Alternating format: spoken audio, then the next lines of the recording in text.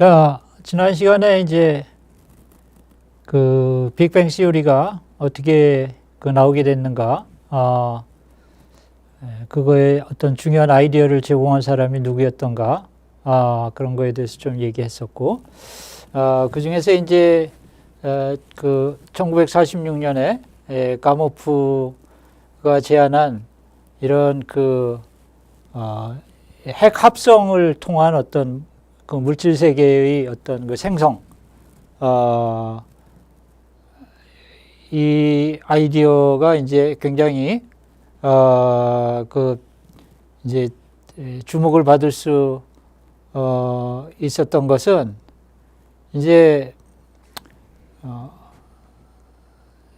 1948년에 그 가모프의 학생이었던 랄프 알프하고 그 연구원이었던 로버트 허만이 이제 이런 그 우주 배경 복사에 대한 거를 이제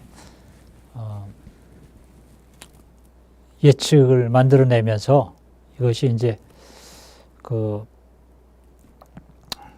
나중에 이 이론이 상당히 중요한 이론이었다라는 걸 이제 좀 평가받게 되는데요. 뭐 지난 시간에도 얘기했지만은 뭐 그 당시로서는 이 절대 온도 5도, 그러니까 섭씨 온도로 마이너스 268도에서에 나오는 어떤 빛을 찾아낸다는 거는 뭐 불가능하다고 생각됐기 때문에 이제 뭐 그 당시에는 이제 이 논문에 대해서 그렇게 큰 주목을 받지 못했다라고 이제 볼 수가 있겠습니다. 근데 이게 이제 어떻게 보면 묻혀져 있다가 1964년경에 그 우연치 않게 발견이 되게 됩니다. 어떻게 발견이 되냐면 그 아노 펜지아스하고 로버트 윌슨이라는 그런 그 미국의 그 벨 연구소라고 있었거든요. 이 벨 연구소는 미국 전신 전화국의 어떻게 보면 이제 연구소였다라고 볼 수가 있는데, 그 연구소에서 일하던 연구원들이 아무래도 이제 뭐 그 전신 전화 이런 쪽으로 이 연구를 하고 그러다 보니까 이제 커뮤니케이션, 통신 이런 것들을 이제 많이 다루고 있었을 텐데, 적어도 이제 그 당시로서는 이 장파장의 전자기파를 잘 잡아낼 수 있는 그런 그 좀 생긴 거는 되게 구닥다리처럼 생겼지만은 그런 이 전파 망원경 안테나를 가지고 있었다라고 이제 볼 수가 있겠는데, 근데 이 그 윌슨하고 펜지아스가 이 망원경을 가지고 하늘에 있는 뭐 위성이라든가 이런 거하고 이제 통신도 하고 이제 그런 그 작업을 이제 수행했는데, 이상하게 이 전파 망원경을 사용해서 하늘을 향해서 이렇게 이거를 들어 올리게 되면은 원인을 알 수 없는 어떤 잡음이 잡힌 거예요. 그래서 뭐 처음에는 뭐 이게 뭐 어떤 주변에 어떤 이제 이 벨 레보레토리가 뉴저지에 있었는데 뭐 대도시 지역이니까 뭐 대도시 뉴욕이라든가 이런 데서 오는 게 아닐까라고 생각했었는데, 이게 뭐 어느 쪽으로 돌려도 똑같이 그 잡음이 잡히고, 그것도 1년 사시사철 똑같은 양의 이게 잡음이 원인을 알 수 없는 잡음이 잡힌 거예요. 정확한 통신을 하려면은 이 잡음을 아주 제거를 해야 되는데, 이게 전혀 제거가 되지 않고, 더군다나 그게 도대체 어디서 오는지도 모르고, 이런 그 잡음이, 디텍트가 된 거예요. 재미있는 거는, 윌슨 앤 펜제스가 정말 별 노력을 다해갖고 이 잡음을 제거하려고, 그래서 이게 워낙 크잖아요. 이 망원경이.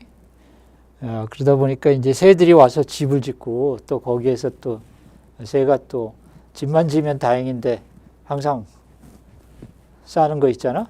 새똥. 이런 걸 또 싸고 그래갖고 이제 그런 것들로 이제 이 망원경이 이제 좀, 지저분해졌는데 혹시 그런 거에서 어떤, 잡음이 생기지 않을까 해갖고, 거기에 있는 모든 새똥이라든가 이 새 같은 거를 다 쫓아내고 그런 작업을 아주 열심히 했는데도, 윌슨 펜제스인데, 윌슨 펜제스. 근데 정말 열심히, 이 두 사람이 이 새똥까지 치워가면서 이 잡음을 제거하기 위해서 노력을 했는데도 이게 안 없어지는 거야. 그래갖고 나중에는, 지쳤어. 도저히 별, 작업을 다 해봐도 이 노이즈가 안 없어지니까, 그래갖고, 정교한 통신을 하기가 너무 힘들겠구나. 라고 생각하고 낙담하고 있을 때, 어떻게 보면은 이 두 명의 과학자는 대단히 운이 좋았던 사람인데, 무슨 일이 일어났었냐면, 그들이 연구하고 있는 벨 연구소에서 얼마 멀지 않은 곳에 프린스턴 대학이라는 유명한 대학이 있었거든. 아마 여러분도 혹시 들어봤을지 모르겠는데, 아인슈타인도 말년을 이제 프린스턴 대학에서 보냈는데, 이 프린스턴 대학의 그 과학자들 중에서 그 우주의 기원에 대해서 연구하고 있던 사람들이 있었어요. 로버트 디키라는 사람하고, 그 다음에 제임스 피블스 라는 그 프린스턴의 과학자들이 있었는데, 이 사람들도 무슨 연구를 하고 있었냐면, 어쩌면 우주가 그 큰 사건, 빅뱅이라고 불리는 큰 사건으로부터 시작됐고, 그때 엄청나게 많은 빛이 쏟아져 나왔을 텐데, 그 빛이 그 후에 우주가 팽창하면서 굉장히 지금은 낮은 온도에 해당하는 그런 레디에이션 패턴을 가지고 지금 이 우주에 있지 않겠는가 하는 그런 이제 생각을 하고 있었거든요. 내가 지난 시간에도 그 우주 배경 복사에 대해서 얘기를 하면서 이 우주 배경 복사라는 게 빅뱅 때 엄청나게 그 많은 그런 그 빛이 나왔는데, 그때는 온도가 엄청나게 높아갖고 이 나오는 그런 빛들이 그냥 파장이 굉장히 짧은 것들이 되게 많이 나왔다면은, 우주가 팽창함에 따라서 온도가 점점 낮아지니까 이 빛의 패턴도 그 우주의 온도에 따라서 낮은 온도에 해당하는, 즉 장파장의 빛의 형태로 패턴으로 변하게 되는 그런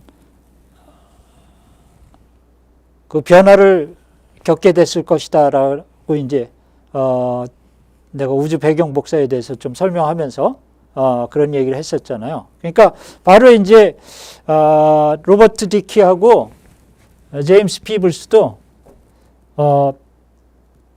지금 우주 온도가 상당히 낮아진 것 같은데 그 팽창에 팽창을 거듭하다 보니까 그렇다면은 처음에 나왔던 그 엄청난 뜨거웠던 그 복사의 패턴이 지금은 굉장히 찬 그런 패턴으로 지금 바뀌어갖고 이 우주에 존재할 것이다 라는 그런 생각을 하면서 이제 그런 연구를 하고 그런 거를 좀 찾으려고 하고 있었는데 내가 어느 날 그런 얘기를 들은 거야. 그 옆에 있는 그 벨 연구소에서, 벨 연구소가 그 프린스턴에 가깝게 있었거든.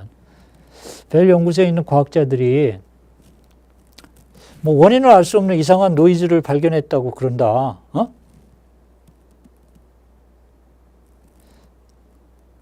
근데 이제 그 얘기를 들으면서 디키하고 피블스가 어쩌면 이것이 자기네가 찾고 있었던 그 빅뱅의 잔재물일지 모른다라는 이제 그런 생각을 하게 된 거지.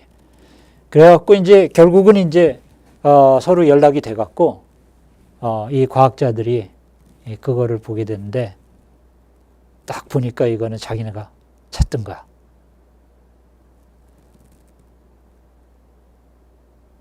윌슨하고 벤자스는 뭐가 뭔지 하나도 모르고 있었는데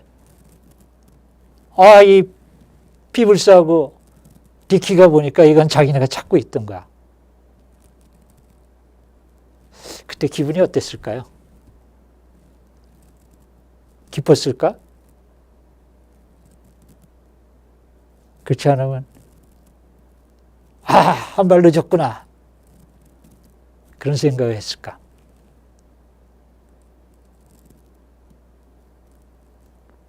뭐 모르죠 그거야. 네. 딱 이 과학자들이 보니까 이게 바로 빅뱅 때 나온 그 레디에이션의 잔재물이다 라는 거를 직감을 하게 된 거야. 그래갖고 이제 결국은 이제 이 두 연구 그룹이 이 논문을 이제 쓰게 되는데요. 첫 번째 논문은 그 윌슨하고 펜지아스가 자기네들이 발견한 이 스트레인지 노이즈에 대해서 자기네가 그 실험을 하다가 원인을 알 수 없는 이상한 노이즈를 발견을 했는데 이게 도대체 어디서 오는 건지 모르겠는데 어쩌면 이게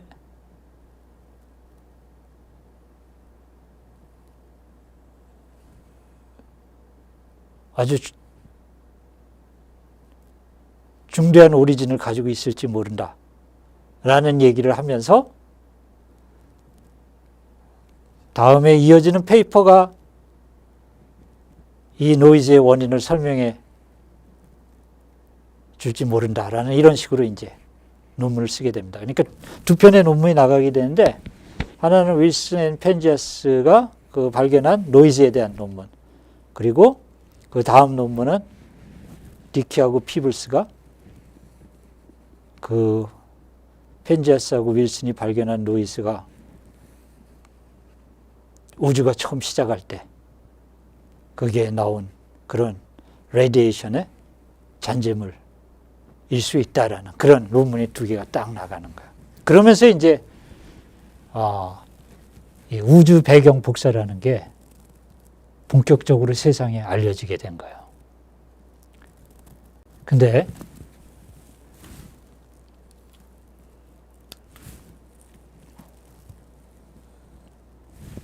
윌슨하고 펜지아스는 1978년에 바로 이 노이즈의 발견 공로로 노벨상을 수상하게 됩니다. 근데 안타깝게도 디키하고 피블스는 노벨상을 받지 못하게 돼요. 좀 억울하다고 생각될 수도 있겠죠? 왜냐하면 사실 그 발견의 중요성을 제대로 인식한 사람은 피블스하고 디키였었는데 두 사람은 노벨상을 받지 못하고 어찌됐든 발견한 그 공로는 윌슨하고 펜지아스니까 윌슨하고 펜지아스가 노벨상을 받게 된다고. 자, 그래서 이제 이게 그 우주 배경 복사가 최초로 이제 이 세상의 모습을 드러내면서 그것이 이제 발견된 그런 첫 번째 사건이고, 근데 이 윌슨하고 펜지아스가 발견한 이 우주 배경 복사는 전체 우주 배경 복사 중에서 매우 일부분이었습니다. 즉 아주 그 장파장 영역의 일부분만 발견한 거예요. 왜냐하면은 이 우주 배경 복사가 이게 그 지구 대기권으로 들어오면서 대부분이 흡수가 돼버리거든요. 대기에 의해서. 그러다 보니까 남아있는 거는 매우 일부분인 거야. 그래서 그 과학자들이 진짜 이 윌슨 앤 펜지아스가 발견한 것이 이 우주 배경 복사인 거를 확인해야 될 필요가 있었는데, 그거를 하기 위해서는 어떻게 해야 됐냐면은 대기권 바깥으로 나가야 되는 거지. 왜냐면은 일단 대기권 안으로 들어오면서 이게 많은 부분이 다 흡수가 돼버리니까 이 대기권 바깥에 나가서 이거를 조사를 해야 될 필요성을 느끼게 됐던 거죠. 그래서 작업이 실제로 이제 1989년에 코비 프로젝트라는 걸로 이게 이제 이루어지게 되는데, 이 코비는 코스믹 백그라운드 엑스플로러의 약자입니다. 그래서 이 코스믹 백그라운드 레디에이션을 탐사하기 위해서 이 나사에서 이게 위성을 쏜 거야. 그래갖고 이제 1989년부터 92년 대략 3년 정도에 걸쳐 갖고선 이 작업을 이제 수행하게 되는데, 그러니까 이 코비 위성이 하는 일은 뭐였냐면은 이 대기권 바깥으로 나가서 아까 얘기한 대로 흡수되지 않은 그 우주 배경 복사의 전체 패턴을 전부 모니터를 하는, 그게 이제 코비 위성이 하는 거였다고 볼 수가 있거든요. 그래서 이제 그 작업을 이제 수행을 했는데, 그 작업을 이제 수행한 사람이 이제 조지 스무트라고 그 캘리포니아 대학 버클리 캠퍼스의 그 교수였던 사람이 이제 총 책임자였고, 또 중요한 프로젝트 리더가 이제 나사 연구원이었던 잔 매더라는 사람이었는데, 이 두 사람도 나중에 이제 노벨상을 받았습니다. 2006년에. 근데 이 코비가 발견한 게 뭐냐면 바로 이겁니다. 사실 윌슨하고 펜지아스가 발견한 건 이게 이제 X축이 파장이거든요. 웨이브랭스. 파장인데 이쪽이 장파장이고 저쪽으로 갈수록 이제 단파장이 되는 건데, 윌슨하고 펜지아스가 발견한 건 이 장파장 영역의 매우 일부였어요. 그러니까 나머지는 이제 발견이 안 됐었던 거야. 근데 코비가 이거를 이제 그 대기권 바깥에 나가갖고선 이거를 전부 찾아내게 된 건데, 근데 이 코비가 발견한 거를 잘 보니까 이게 정확하게 어떤 그 패턴을 가지고 있냐면, 흑체라고 불리우는, 블랙바디라고 불리우는 이상적인 물체에서 나오는 그 패턴을 그대로 따라가고 있는 거예요. 근데 이게 왜 중요했냐면, 과학자들이 빅뱅 때 나온 빛은 보통 물체에서 나오는 빛하고는 틀릴 것이다 라고 생각을 했었거든. 즉 빅뱅 때 나온 빛은 아주 이상적인 블랙바디라는 물체에서 나오는 이상적인 복사 패턴을 보여줘야 될 것이다 라고 생각을 했었거든. 근데 놀랍게도 이 코비가 발견한 이 우주 배경 복사의 패턴이 그대로 그 블랙바디 패턴을 그대로 따라가고 있는 거야. 여기 지금 빨간 선은 블랙바디 레디에이션 패턴이고 요 까만 점들이 코비가 발견한 건데 너무나 잘 맞잖아요. 그러니까 과학자들이 이제 확신하게 된 거지. 아, 이거는 빅뱅 때 나온 게 틀림없다. 그래서 이제 빅뱅 이론이 강력한 그런 그 이론이 되게 된 겁니다. 왜냐하면 빅뱅이 아니고서는 이거를 설명하기가 너무 어렵거든. 코비가 발견한 걸. 그리고 보니까는 이 현재 디텍트 되고 있는 이 우주 배경 복사에 그 온도가 대략 절대 온도 3도에 해당하는 그런 패턴을 가지고 있는 거야. 이것도 굉장히 인상적이었다라고 볼 수 있는 게 우리가 지난 시간에 이 카스믹 백그라운드 레디에이션 이 패턴을 최초로 예측한 게 알파하고 허만이었다 그랬잖아요. 1948년에. 근데 그때 이 사람들이 최초 예측할 때 그 우주 배경 복사의 패턴이 대략 몇 도에 해당할 거라고 생각했냐면 절대 온도 5도. 그러니까 섭씨 온도로 마이너스 268도라고 그랬잖아요. 엄청나게 낮은 온도지만은 어찌됐든 이렇게 낮은 온도에 해당하는 복사 패턴이 이 우주에 쫙 있을 것이다 라고 이제 얘기를 한 거거든. 근데 실제로 발견된 게 얼마였다고? 조금 전에 절대 온도 3도. 그러니까 2도 차이가 나온 거야. 그 정도면 괜찮은 거 아니에요?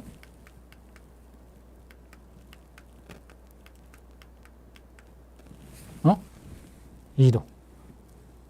절대 온도 대략 3도, 현재. 그러니까 우주의 현재 평균 온도는 절대 온도 3도 정도라는 건데,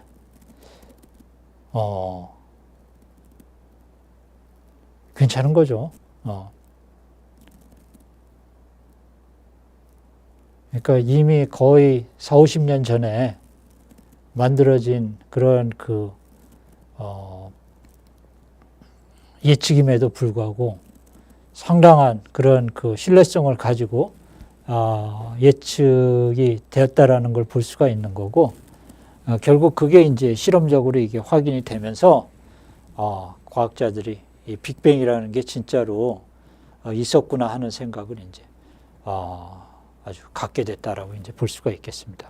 그래서 이거는 이제 굉장히 중요한 그런 우주 배경 복사의 특징이라고 볼 수 있는데, 즉 우주 배경 복사는 흑체 복사의 패턴을 가지고 있다. 블랙바디를 이제 흑체다 그렇게 얘기하는데, 흑체 복사의 패턴을 가지고 있고, 그것은 그렇기 때문에 다른 어떤 일반적인 물체로부터 나오는 패턴하고는 다른 그런 흑체 복사의 패턴을 가지고 있다라는 것이 이제 중요한 그 특징이라고 볼 수가 있겠습니다.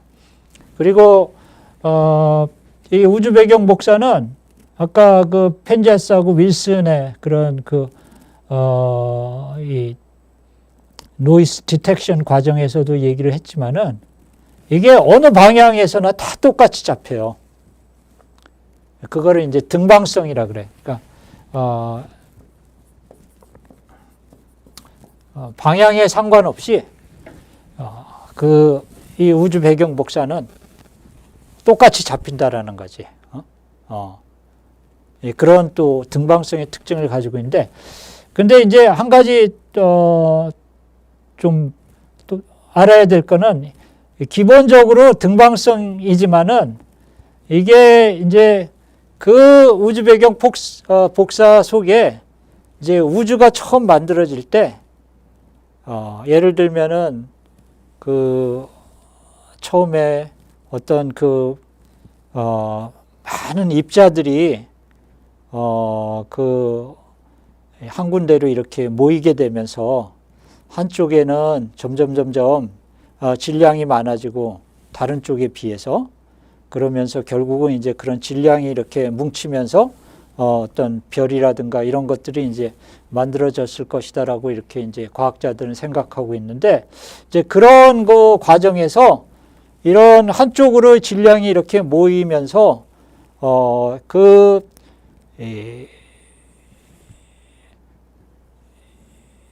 약간의 이제 온도 편차가 생기게 됐고 그 온도 편차가 이 레디에이션에 그것이 이제 새겨지게 됐는데 그런 아주 작은 그 온도 편차까지도 이것이 이제 그 코비 위성의 어떤 탐사를 통해 갖고 이게 발견이 됐는데 여러분이 이제 우주 배경 복사에 대해서 자료를 찾아보면 뭐 이런 마치 세계 지구본 같은 그런 그 사진이 나오는데 이건 뭐냐면은 우주 배경 복사가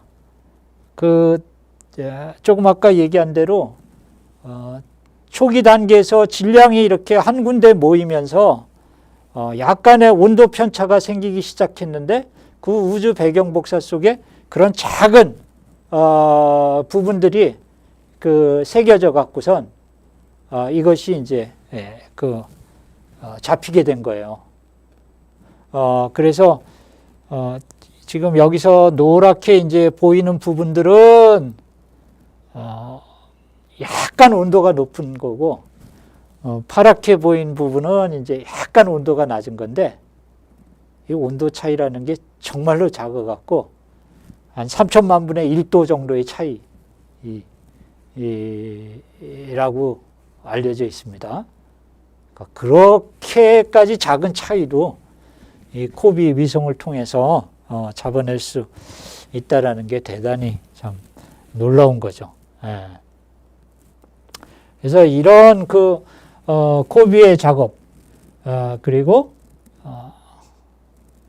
뭐 그 이전에 있었던 윌슨과 펜지어스의 그런 작업들을 통해 갖고 우주 배경 복사라는 것이 중요한 실험적 증거로서 빅뱅 이론을 서포트하는데 이제 이것이 중요한 역할을 하게 됐다라고 이제 볼 수가 있겠습니다.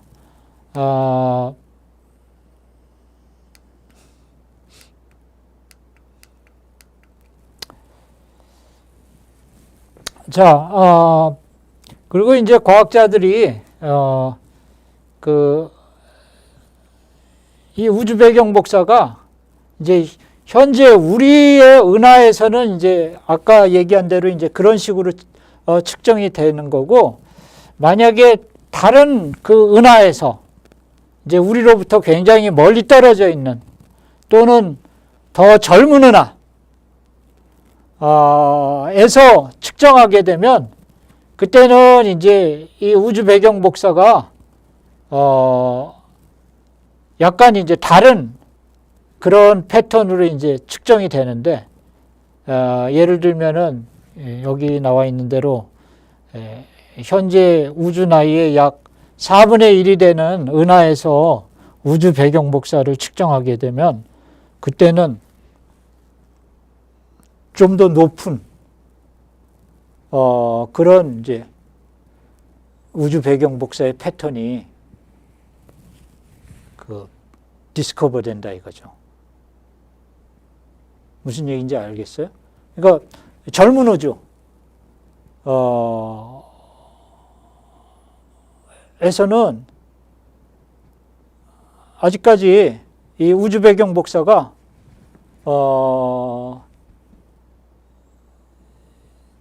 온도가 아직까지 조금 더 높은 거야. 그래갖고 우리 은하에서는 3K로 측정되는 게 지금 얘기한 대로 저 정도 나이에서는 한 7.58K 정도로 측정이 된다라는 거지. 근데 역시 이것도 이제 이론적인 그 프레딕션하고 아주 잘 맞는 그런 거를 보여줌으로써 이 측정되고 있는 우주 배경 복사가 빅뱅에서 나온 것이라는 그런 이제 좀 강력한 그런 시사를 해주는 그런 증거다라고 이제 볼 수 있겠습니다.